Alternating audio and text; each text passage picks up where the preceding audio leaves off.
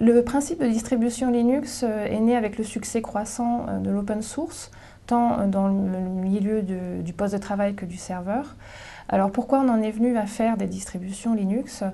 L'open source foisonne en fait de projets divers et variés qui ne sont pas tous de qualité égale et qui n'ont pas tous la même stabilité.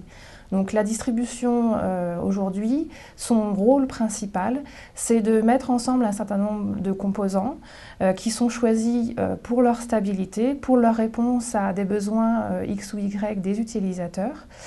Une fois que les composants sont choisis, ces composants sont ce qu'on appelle packagés, c'est-à-dire qu'ils sont assemblés de telle manière à ce qu'on facilite ainsi l'installation pour l'utilisateur, la mise à jour et la maintenance dans le temps. L'assemblage donc de ces logiciels répond à ce qu'on appelle des politiques de packaging qui permettent en fait d'avoir tous les mêmes critères de qualité au niveau du choix des applications et de la mise à disposition aux utilisateurs. C'est ce qui garantit aussi la pérennité du système installé et sa stabilité. L'intégration comprend également, outre le choix des logiciels, un certain nombre de configurations par défaut, donc des choix qui sont faits pour l'utilisateur, pour son environnement de travail.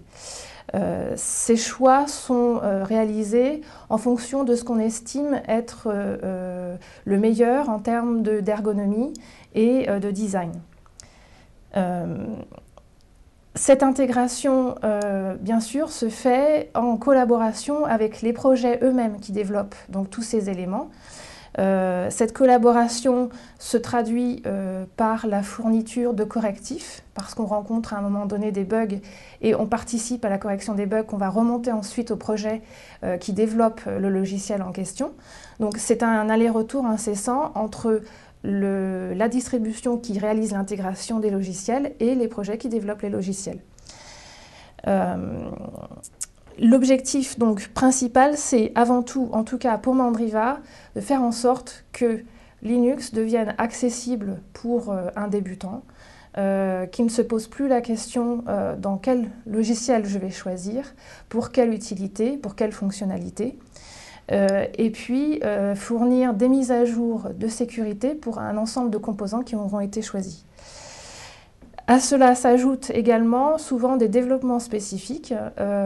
Les projets existants aujourd'hui en open source peuvent parfois avoir des manques dans certaines fonctionnalités qui sont requises pour les utilisateurs.